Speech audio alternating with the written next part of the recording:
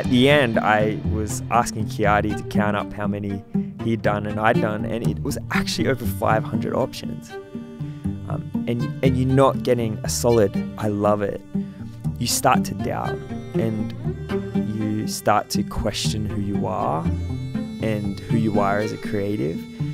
And when you start to question who you are as a creative, you actually lose your compass, because you start to go, hang on, like, is what I think's good? Because everything I'm thinking is good isn't getting across the line. Therefore, you start to go, maybe I don't know what's good, or maybe, and you start, it's almost like this spiral, and you start falling downwards, and you feel like you're crawling in the dark.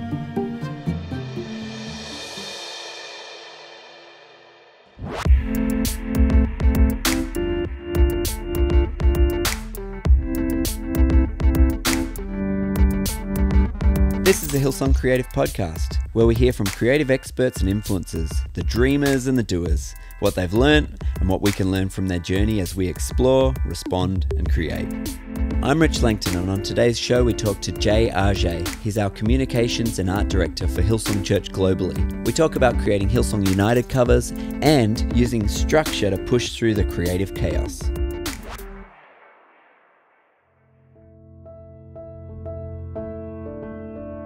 So, welcome to today's episode. It's going to be such a good one. We've got Argaet being interviewed. And if you don't know Jay, he's our global communications and art director for Hillsong Church.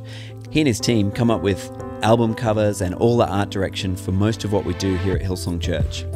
It's going to be an interesting interview, and it might actually push some buttons, because they talk about failure and about how failure can actually help you get the gold and come up with actually the best ideas. Not only that, but Jay talks about how he's not a big believer about airy-fairy, just do whatever you want creativity, of having to stay up late and do things in all sorts of hours of the night. He and his team work 9 to 5 in the office, and they come up with the most outstanding ideas, even within the structure of a work environment. I think you're going to love it and get a lot from it. This is Hannah Hobbs, who's one of our creative pastors, interviewing Jay. Let's jump straight into the interview.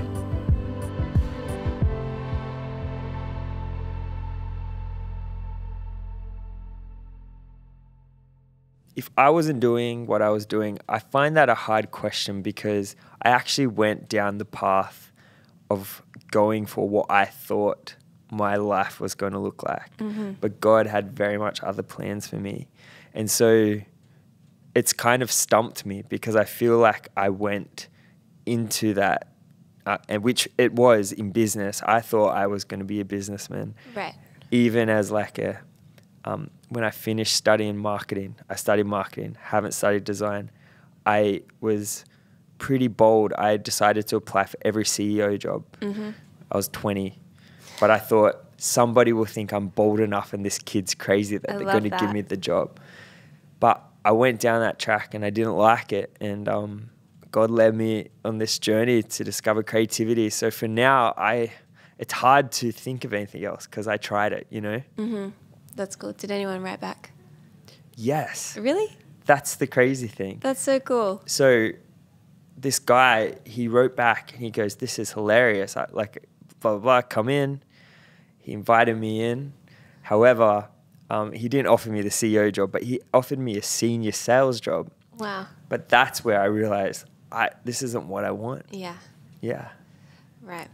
Okay, so this is what we know. So you're the director of communications at Hillsong Church, is that right? Yes. So cool. And I know I've heard a little bit of your story before about how this all started for you, where you grew up.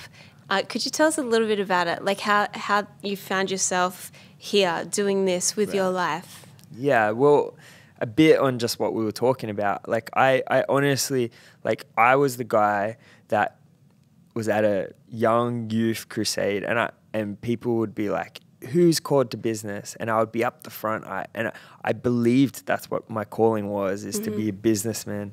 And that was my goal. I studied marketing. I finished it.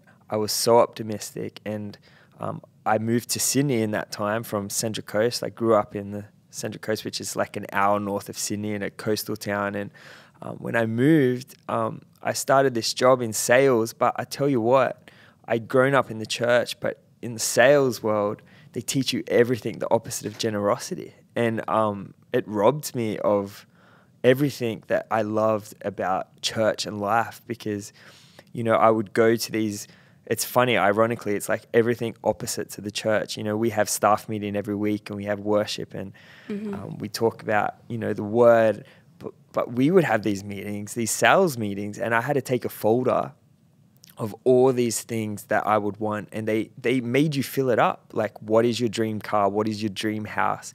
And they would teach you greed. And I remember going, what have I got myself into?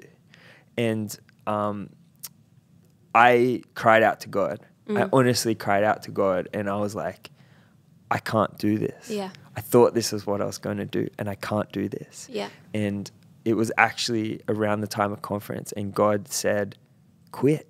And I quit. And I knew I had one friend at Hillsong Church, because I just moved here, just one. And that guy happened to work in the communications department at church. Yeah. And he told me, after about a few weeks, I explained what was going on, and he's like, oh, there's a job going at church, go for the job. And so I went for this job and I applied, but and I honestly was like, oh, that is why. God wanted me to try the business world and then just start at Hillsong. And I was like, sweet, that's gonna be what God's gonna do. But I didn't hear anything for like 2 months, like nothing. And I was even like I was with the CEO, like optimistic, and I would call and I would be like, hey, did you get my application? Wouldn't hear anything. Anyway, after 2 months, they finally called me for an interview. Go in for an interview, went really well, left, thinking they're like, we'll let you know. Didn't hear anything for a few weeks, and then months. So at this point, it'd been 4 months since I quit the sales job. I'd studied a degree in marketing. I had no job. Right. And I was pretty devastated because I'd spent all my life going here, and now I'm here with nothing. And I remember I just started getting frustrated with God. I'm like, God, like, I thought that was my life, and then you told me to quit, and now I can't even hear from Hillsong. And I felt like that was what you were calling me to. Yeah. And I remember, if you had the time, I could drive you to the exact spot. I was in my car and I was crying out to God, and I felt like God said, do you trust me? And I realized in that moment, I didn't. Like I actually was trusting in what I thought was my plan. And I remember you saying once, like where you grew up, a lot of people had specific professions that they just went into. So I remember you said once, like, people would just become real estate agents or tradespeople and that kind of thing. Yeah. And so then now, what I think I'm kind of intrigued, like, what is it in you? What was it in you that was kind of seeking after something bigger than that? Yeah, like, I mean, I guess I did. I grew up on the Central Coast, and that is very much blue collar. Yeah. Very much plumber, very much builder. I honestly thought my options was a tradie job or real estate agent, unless I moved to Sydney and then I could work in business. Yes. If you told me when I lived there, like, oh, you're going to be a designer, I would be like, a designer? Like, for what? Like a house builder? Like, I honestly didn't have a compass for it. And to be honest, I reckon I grew up feeling extremely, like I didn't fit in. Yeah. Like, I had friends, I had community, but I didn't feel like I fit in to that shell that I knew. And I think that was where God was actually trying to, I don't know. I think that was the compass that was trying to lead me out to something else. Yeah. Because it didn't feel right. Yeah. Does that make sense? That makes total sense. Could you like I guess for anyone listening who's like, okay, so you work overseeing communications for Hillsong Church. There'd be probably so many things that come to mind for people when they think of that, some right and wrong. Yeah. Could you give like maybe like, I don't know, 2 or 3 examples of even just like big projects that you would work on throughout a year? So, it's interesting that the label of communications, because I actually wonder if it's fitting for what we do, but it's what we are, it's what we're called. But really, I guess our department kind of serves the church as we've no commercial gain, but an internal advertising agency or a design agency. Yeah. And the way it works, we serve along the key areas of Hillsong Church to create visual identity. And an example of that is Hillsong Conference. You know, we work on each campaign and try and create a concept, a theme, working with our senior pastor on what could potentially be a visual kind of platform that he could stand on for what's in his heart. Right. The same is said with Joel and United. Like, we come alongside him and really try to interpret what's in his heart and try to put something that is visual, that speaks to the soul of what he's trying to do.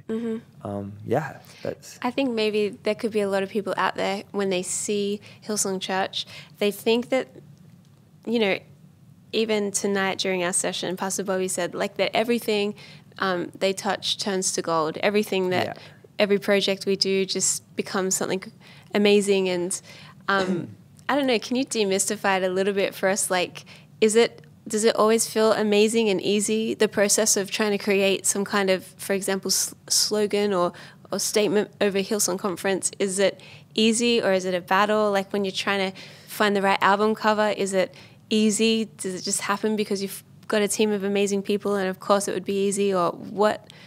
Yeah, I mean, it's the craziest roller coaster ride you could imagine, because you know what? Like, there is those records. The Peace Project's an example. It came together, the art, in 2 to 3 hours. Yeah. I mean, I don't remember the last project that was that quick. But on the flip side, Wonder. Like, I think it's really interesting in my area of church life, and I guess for a lot of creatives. You know, a lot of people listening, you will see the finished product.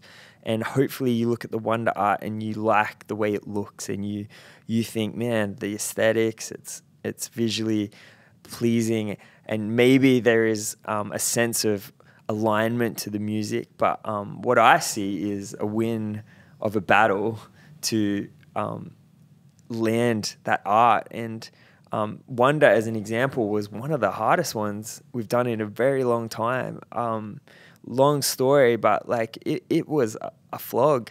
It was tough. How many like kind of suggested covers are we talking? Well, there was a journey in it, but across a few different people, like Nathan Chiati, who's a tremendous creative on my team. He carries a lot of that weight for me in the team for albums, but he ended up being away because deadlines moved around, and so it actually shifted hands many times. And at the end, I was asking Chiati to count up how many he'd done and I'd done, and it was actually over 500 options. Oh man!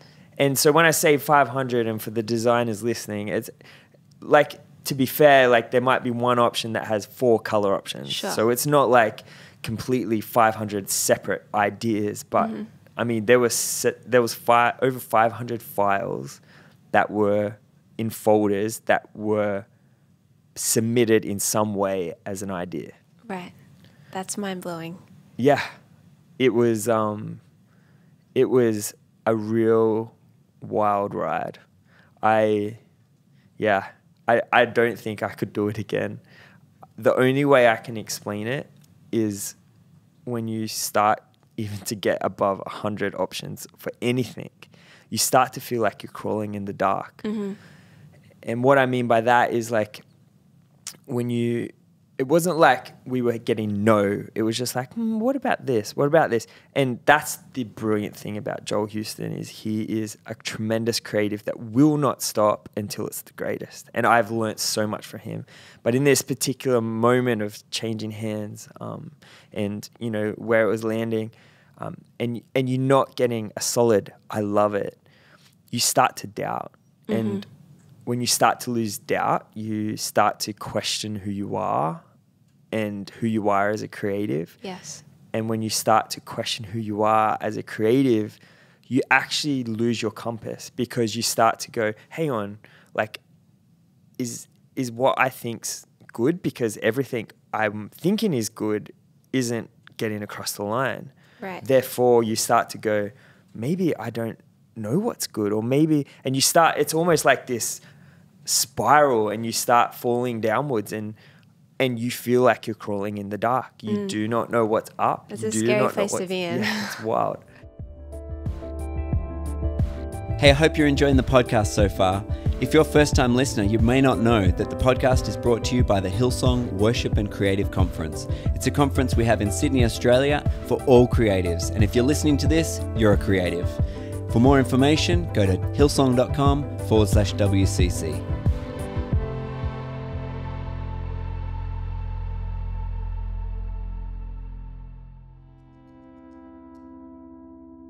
I am Argaet, and these are my Fantastic Four. So I read this book recently called Nothing to Envy, and it's a book about people who have escaped North Korea. And I am not a book person. My wife is very much a book person. I read books on holidays. I read this in 3 days, which is wild for me. I couldn't put it down. I feel like I've really lacked in movies this year. I haven't been able to go a lot, and it's frustrated me because I've seen things that I've wanted to see. I would probably say Get Out. It was like thriller, not too scary. That's what I look for in a movie for sure. If I wasn't doing what I was doing, I find that a hard question because I actually went down the path of going for what I thought my life was going to look like. But God had very much other plans for me. Favorite TV show? Oh, geez. It's pretty embarrassing. Survivor. Obsessed. I've watched 37 seasons.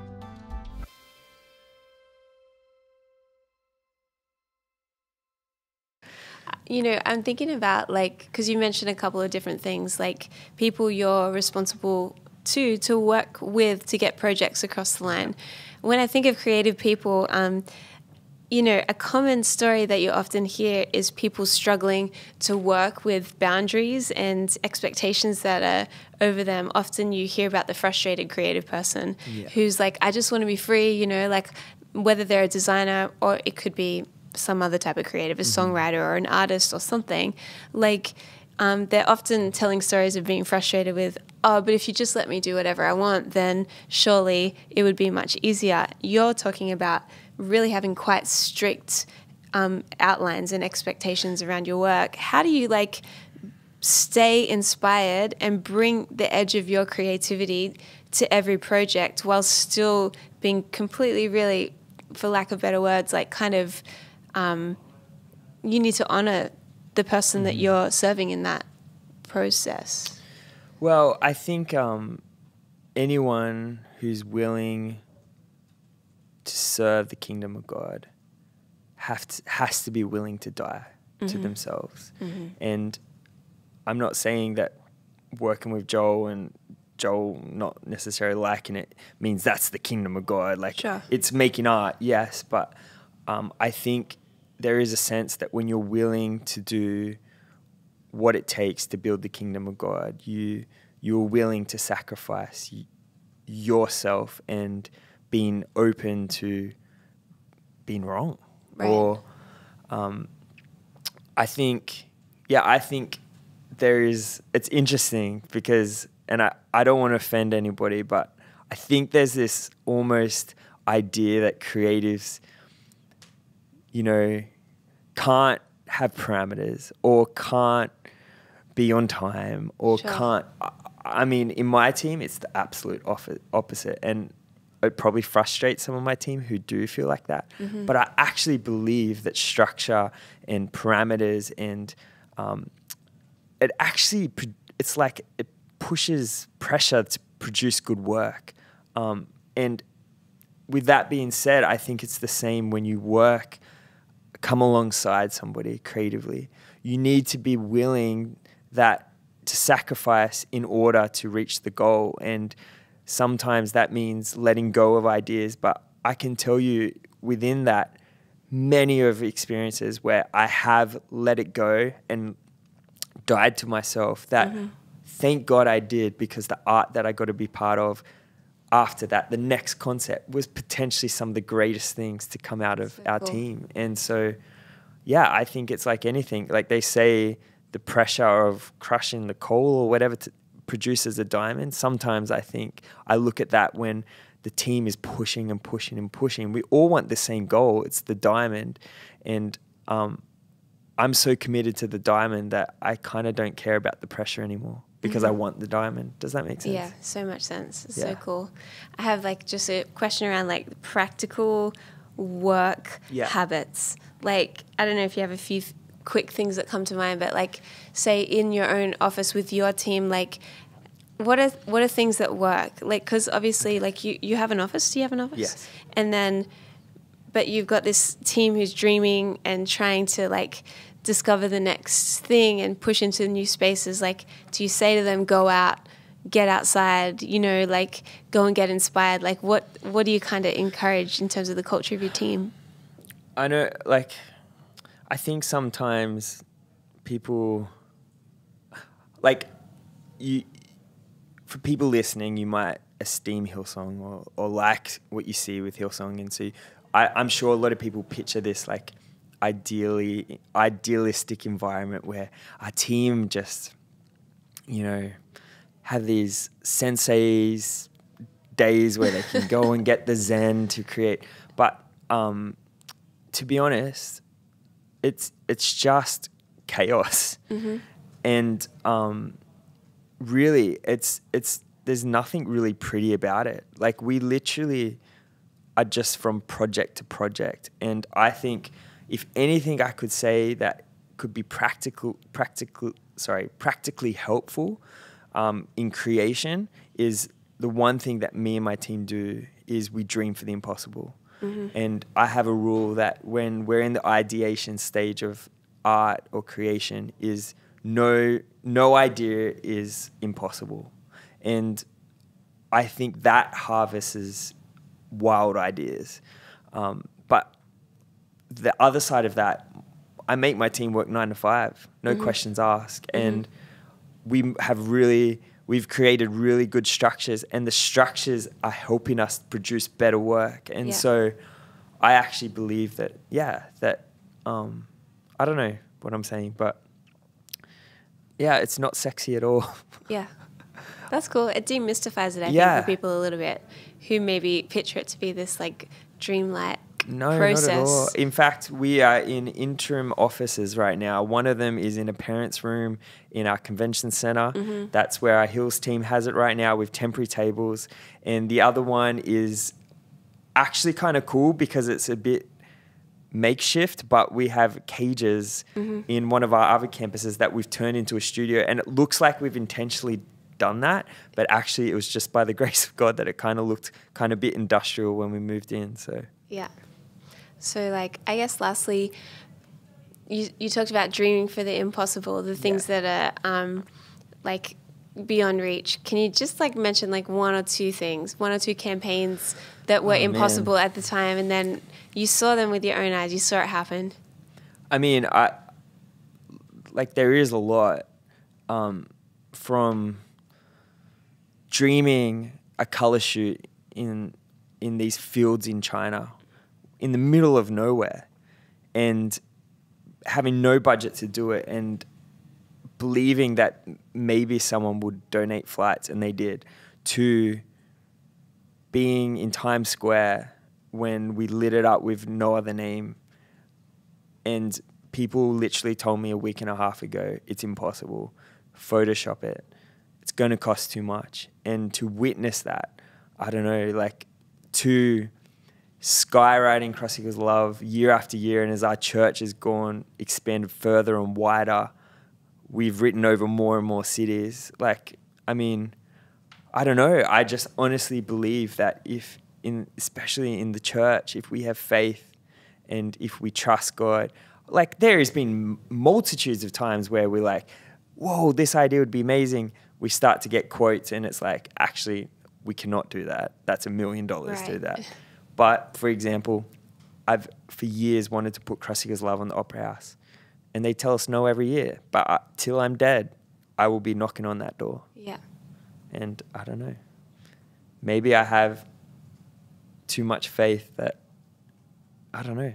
Maybe I'm optimistic, but I believe one day the Opera House will have Cross Equals Love on it, and I will not stop until it happens.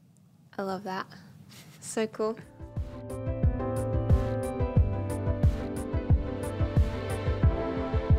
I don't know about you, but when I listen to the Wonder album, I don't think about all the work that goes into it behind the scenes of even, the artwork like Jay's talking about.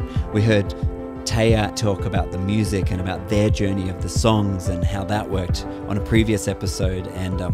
And that's one thing, but then to know that there's people also working on things like artwork and struggling through the process of giving their very best to God and to, I guess, produce something that's worthy of Him, but also of, I guess, of the story of the album.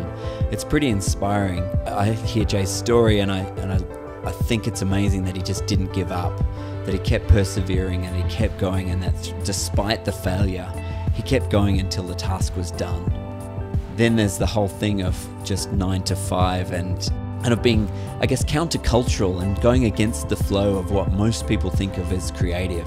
Just out there, just do whatever, work whenever you're inspired. But Jay's saying, hey, maybe there's another way. Maybe we can be inspired 9 to 5. Maybe God can gift us with inspiration when it is the time that we should be working. So hope you've enjoyed today's episode. I've really loved it and I've taken something away from it.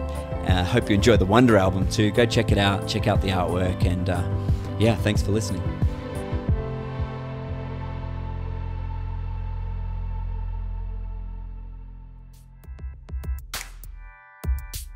You don't want to miss our next episode with David Whitworth. David is a musician with Bethel Music, and in the interview, he talks about building rapport with different artists. It's good for us all to build rapport, and I think you'll get a lot out of it. In this week's Food for Thought, we're going to hear a little bit more from Jay. I hope you enjoy it.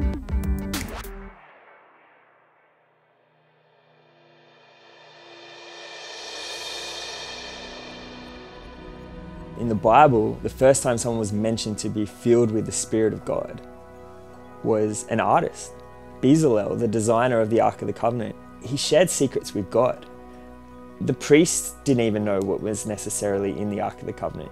Yet an artist shared a secret with God as he built it. As artists, we like to think of ourselves in the limelight. We like to think of ourselves, in our artistry, on top form, and people knowing us for our arts. But there's something pretty significant when the first guy that was anointed as an artist, his name means shadow of God. And so, I don't know, I think there's something in the fact that the more we get in the shadow, potentially more God will anoint us with gifts and talents to create things where He wants to dwell, like the Ark of the Covenant.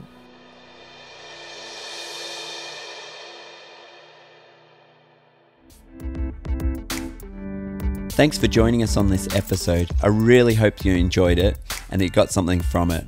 If you did, you can subscribe on iTunes or you can find us on YouTube. And I hope you can join us next time.